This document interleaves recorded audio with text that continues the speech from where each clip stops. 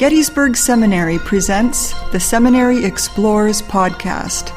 Conversations on faith, art, people, politics, theology, life, and more, with voices from around the corner and around the globe. American elections. Why are we so divided? Hello, I'm Jerry Christensen, and this is the Seminary Explores with Professor Kenneth Mott, Professor of Political Science at Gettysburg College, who is the author of many other articles and books, but especially The Supreme Court and the Living Constitution. And I'm pleased to remember that he was also instrumental in one of the Supreme Court decisions in which some of his work was quoted. So he's had direct experience with our subject today. American elections. Why are we so divided, Ken? Good question, Jerry. Let's do a little history by way of getting at this. If we go back, say, to the 1930s, I don't want to go all the way back because we don't have time. But in the 1930s and the 40s and 50s, we had basically not just a two-party system, but really, when you think about it, a four-party system. That is to say, among Republicans, we had a conservative wing, mostly located in the Midwest and in New England, and headed by people like Robert Taft, who was known for many years from Ohio, known for many years as Mr. Republican, very conservative. But we also had what came to be known as the Eastern liberal or moderate establishment wing of the Republican Party, headed by people like Tom Dewey, Nelson Rockefeller, and others. And so they were two different wings, if you will, of the same party. And then in the Democratic Party, an even starker situation, where we had Southern Democrats who were not only conservative, but segregationist. And they were the so-called Solid South. And if you weren't a Democrat in one of those states, you didn't get to play the game, basically. If you wanted public office, you had to be a Democrat. But then we also had a northern liberal wing, which came to be headed by FDR, beginning in the 1930s. And out of FDR's experience, of course, came what we call the New Deal, a lot of sweeping reforms at the national level, things like the coming of Social Security, unemployment compensation, minimum wage, and the list goes on. Then we get into the 1940s, and we begin to see little cracks in those party alignments. For example, in 1948, in the Truman-Dewey election campaign, we saw the creation of a temporary third party, the Dixiecrats, headed by Strom Thurmond of South Carolina, and it was a, frankly, segregationist party. It split off from the Democratic Party. It didn't have enough to do in Truman, but it certainly didn't help his cause any. So that's sort of an opening signal, if you will, that all is not well in the Democratic Party. Then we move on through the 50s, and Ike comes along, and he's the father of us all, or in some cases the grandfather of us all, and the national hero and so forth. And because of his reputation and the fact that he had been out of politics effectively for 40 years, he had been abroad as a military man, he had been president of Columbia University, which is sort of a non-political position, and all of a sudden he's wooed in 1951 by both political parties. He chooses the Republican Party, and he is, by reputation, he's a moderate, and he's able to sort of paper over divisions. And he narrowly defeated Robert Taft in the nomination campaign of 1952. In fact, he came into that convention with fewer delegate votes than Taft had, but was still able to pull it out. So party issues are basically put to rest during the 50s. 1960 looked like sort of a lot of hemming and hawing and signifying nothing. As I think George Wallace once commented, there wasn't a dime's worth of difference. Maybe it was Ross Perot later on who said there wasn't a dime's worth of difference between the two parties. And with Nixon and Kennedy, that appeared to be the case. But then, again, fissures arise. We get Barry Goldwater in 1964, who runs around saying, let's purify the Republican Party. He says, we, the Republicans, have become the Me Too party. The Democrats come up with ideas, and the Republicans say, okay, me too. And so he wants to purify it by making it more conservative. Mm-hmm. Well, he gets the you-know-what beat out of him by Lyndon Johnson. But along the way, he carries not only his home state of Arizona, but he carries 5 states in the deep South. Mm-hmm. And that's a real signal that times are changing. Now, if I have time, I want to talk for just a moment about a fellow named Kevin Phillips. Kevin Phillips was a very young man, a devoted Goldwaterite who was despondent over Goldwater's shellacking in 1964. But rather than just going home with his tail between his legs, this young man, 25 years old, Kevin Phillips, decided to do something about it. And so he did a study, a personal study, of voting patterns in the states.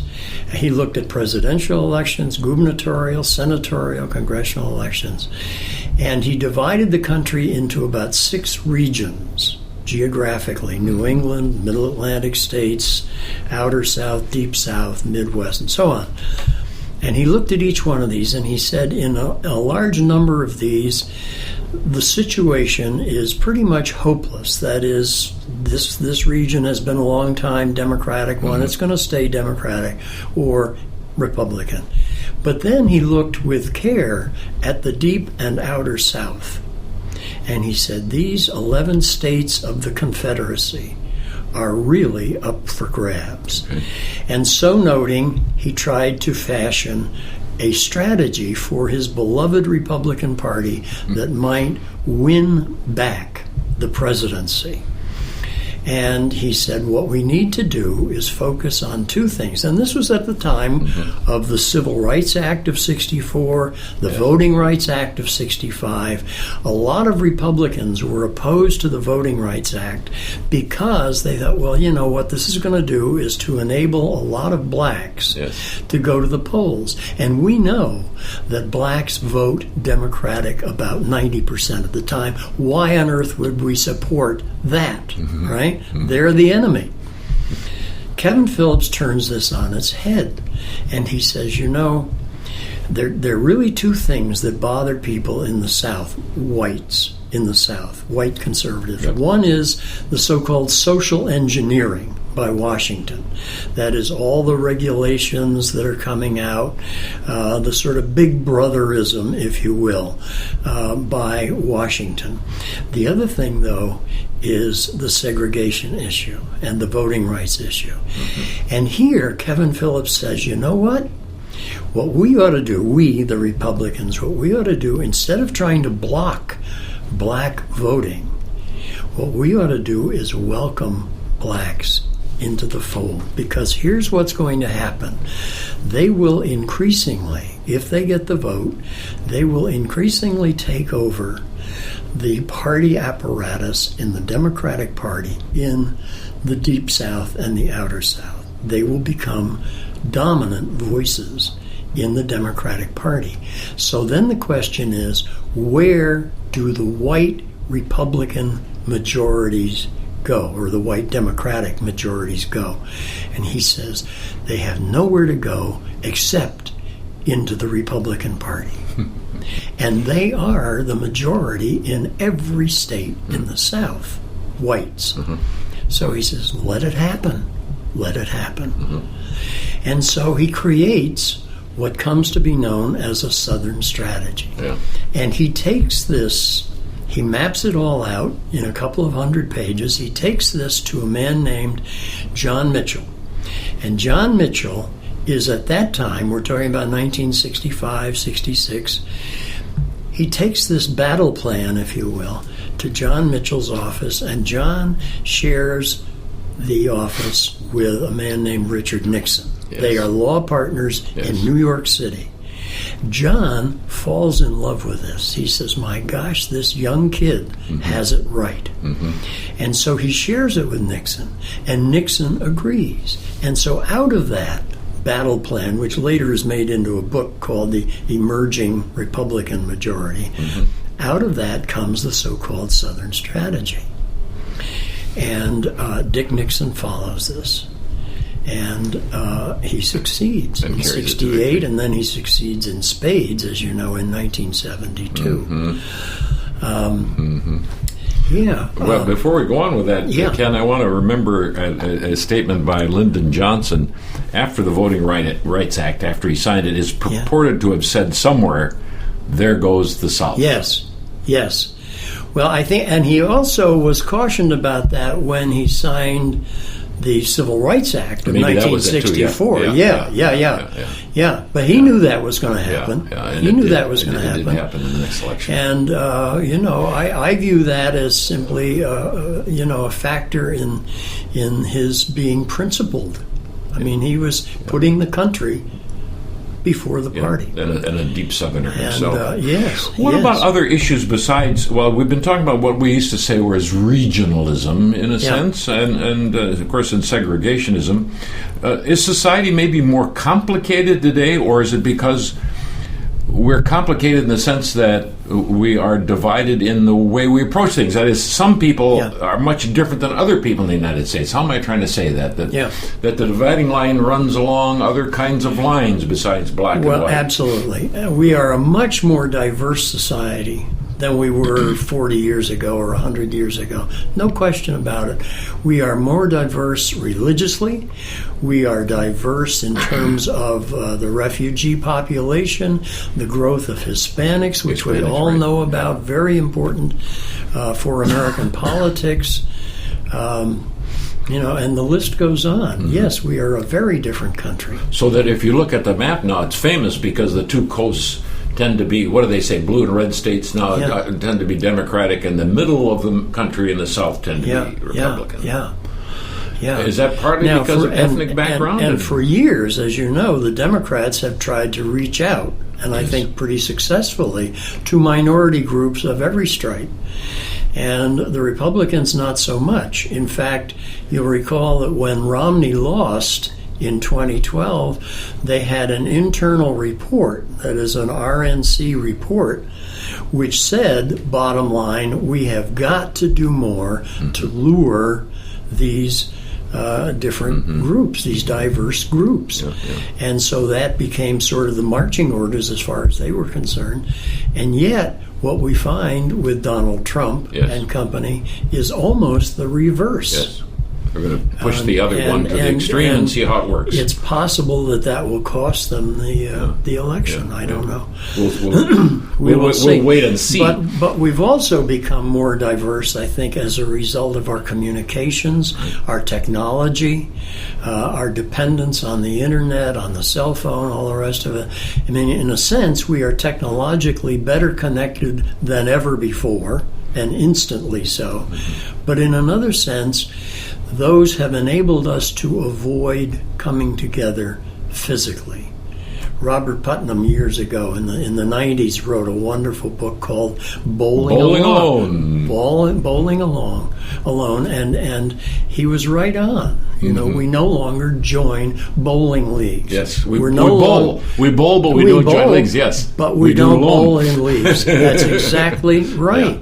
We are much more reluctant to join social clubs and so forth. We don't interact physically. I don't care always for the word polarization, but we tend to, when you say purify, we also tend to polarize. I mean, as if the other side were somehow not quite right with the world, or immoral, or I don't want to use heavy language, but not proper. I mean, Yeah. Our side is the only right side. There's no seeing the other way. Yes. And is that partly to do with the fact that someone lives in Minnesota or Nebraska in the Middle West and doesn't live it does break down. Society? It tends to break down geographically. There's no question. I mean, you look at the electoral map, and there are distinct geographical features. New England, that tends to be quite liberal. The Middle Atlantic states, not quite so much, but still moderate. And you go into the South and things change dramatically in the Confederacy. You know, there's an interesting statistic that I like to share, and it goes back to the election of 1976, which was perilously close between Jimmy Carter from the state of Georgia and Jerry Ford, who was the sitting president. Right. And the interesting thing to me was that Jimmy Carter barely won that election. And he carried the Deep South and the Outer South. He was from Georgia. But here's the interesting statistic. There was only one state in the 11 states of the Confederacy, one state where he carried a majority of the white vote, and that was his home state of Georgia. Okay. So in real life, he owed that election to the black vote in those states. Yeah. Yeah. And that was the last time that happened, I think, It's very, very telling. There was not very much telling. And, you know, the Democratic Party did swing south. Clinton from Arkansas. That's true. For example, Al Gore, Tennessee, and so on. And Clinton in the Democratic Party, in the DLC, what was it called? The DLC, the Democratic Leadership Committee, which was formed specifically for the purpose of moving the Democratic Party away from being too far left and bringing it back into the so-called mainstream. What do you see is going to happen now? Is not just in the coming election. It's obvious we're broadcasting before the November 2016 election, but in the long term, what are your views on the prospects? I think we've got some dire problems again along ideological lines. I mean, look for example at what Ted Cruz was doing. You know, let's be pure conservatives, and that was his whole approach. And most of what he said in terms of policy orientation was agreed to by his fellow contenders. And on the Democratic side, look at Bernie Sanders. You know, you get the burn by, in effect, purifying the Democratic Party. You know, let's have free tuition and let's do this and do that. You know, the $15 minimum wage and so on. You know, the list goes on. Do you think? I don't want you to bring out a crystal ball. This is going to continue for a while, and I think it will. And so, are there examples of this in Europe? Or the conservative-liberal divide goes on? Absolutely. It does all. Italy, for example, it goes on all the time. It's all over. We were slow in coming to this. But it's in Europe, it's in South America, gosh, you name it. Yeah. Do you see any problem with a two-party system? Do you see some fracturing there? That could not always together be healthy. We've often said, at least we think it would be unhealthy. Yeah, I won't say that the two-party system is an endangered species, but I wouldn't go that far. But I think we may be in for major upheavals. And it has happened in the past. Even now there's talk about that. And it used to be, again, going back to my historical framework, it used to be that there was sort of a mainstream, middle of the road in America politically. And if either party strayed too far from that, the other party just swept in and gobbled it up. Look at Goldwater, 1964. He left the mainstream. And he paid the price, and his party paid the price. Look at McGovern, 1972, on the other side, anti-war and all that, and the Democrats paid the price. And but now, I really question whether there is a clearly identifiable mainstream middle America.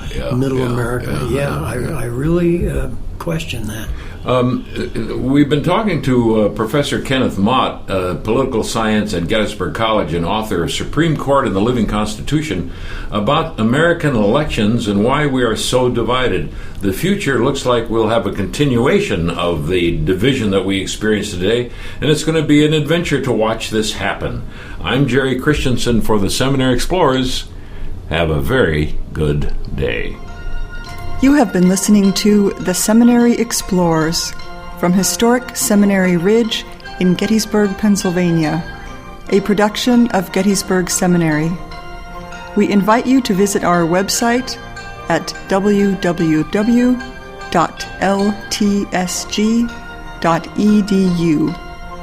Opinions expressed on this program are not necessarily those of Gettysburg Seminary or the Evangelical Lutheran Church in America.